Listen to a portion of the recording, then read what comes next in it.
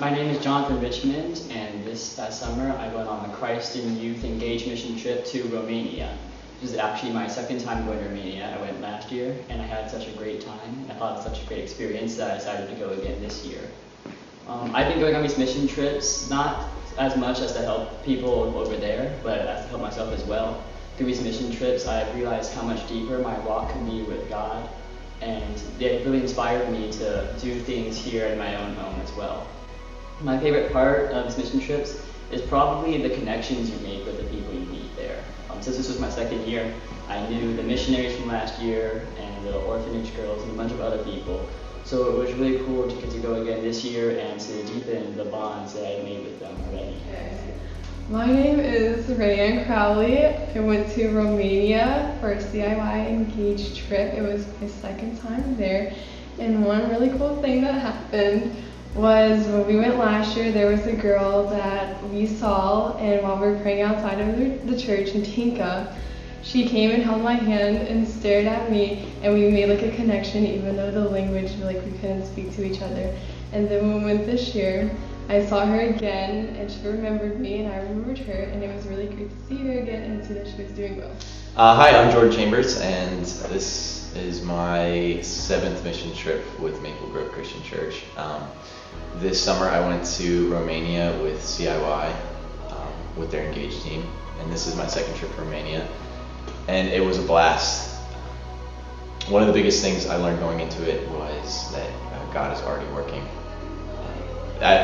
Doing so many trips, it's kind of hard to keep that in mind, that you're not going there to fix something or to do something extravagant or incredibly amazing, and you're not going to help hundreds of thousands of people.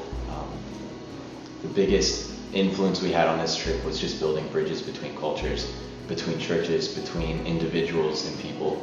And we had the ability to help make amends, to help other people understand and learn what's happening with ministries, with Rem and with Peter and Anna and with the orphanage that we got to work with.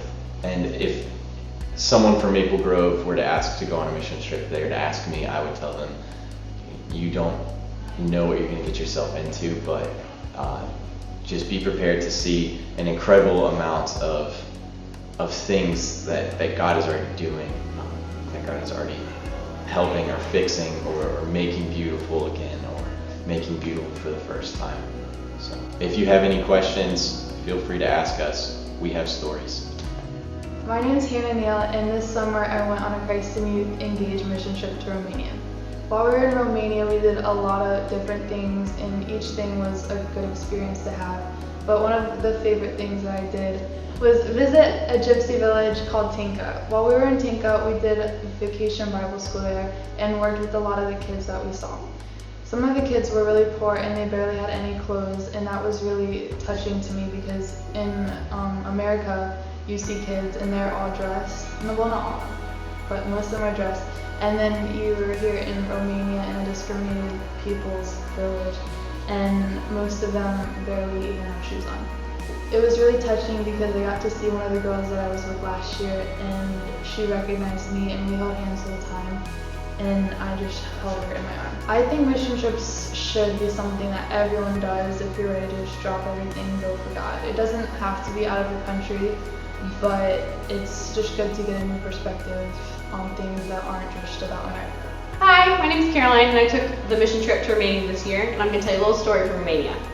So one day we went to a village called Tinka, which is a gypsy village, and in Romania the gypsies are a discriminated group, so much so that just recently they were allowed to have their own private cemeteries. So that's just a glimpse of what this people group goes through. So we get to Tinka, and we were doing VBS with them, with the kids. And we get into Tinka, and these kids are just the most loving kids you could see in your life. They walk up to you, they smile, they just want to grab on you and hug you. But at the same time, you look at these kids, and they don't have proper shoes. They don't have proper clothing. They're dirty. They don't look like they've had a shower in ages. But they don't care about their poverty. They care about the people who've just come in to give them a bunch of love and attention, and that's what we were there to do. And then after VBS, we played games outside. We played some Duck Duck Goose, which is an awesome game. And then while playing Duck Duck Goose, we had the chance, like how you play Duck Duck Goose, you hold hands with the kids. And it was just that kind of thing where it's an unspoken love that you have with someone, even though you don't know who they are or what they might be going through in their own private home. You know in that moment that you're holding hands with someone who needs love and attention. And the fact that we were there to give them that was just something that really resonated with me, and I assume with my team. It was a great experience to have there. So on another day, we went back to Tinka and we went to their church. And we were there for just one thing that someone said was, they said to one of our teammates was, we know what time we come, but we don't know what time we leave. So they're so into the church and they're so ready to be there, ready to receive the word. And the pastor was so welcoming. We had an awesome sermon, but the most profound thing was when they took offering at the end of service. And what was it? Something like $300 American money, or 300 lei was raised, which is about $100 in American money, that was raised for Casa Joseph, which was the orphanage that we were helping at. And for that village, that was a God-sent, like, actual miracle, because only 5 people in that village of 1,600 people have permanent jobs. And what's even more grueling about that is they have a fully, like, built medical center with all this equipment and everything's ready to go, but they have no one to supply it with because they're so discriminated against. Romanian doctors don't want to work there. Romanian government doesn't really allow American doctors to come in. So just to go to these people who are so oppressed and so on the margins of society, and just to love them and give them what we take for granted here, and just to have them be able to know that they are loved, they are accepted, and they can do as well as anybody else in the world, and we can help them to do that. And that's Tinka.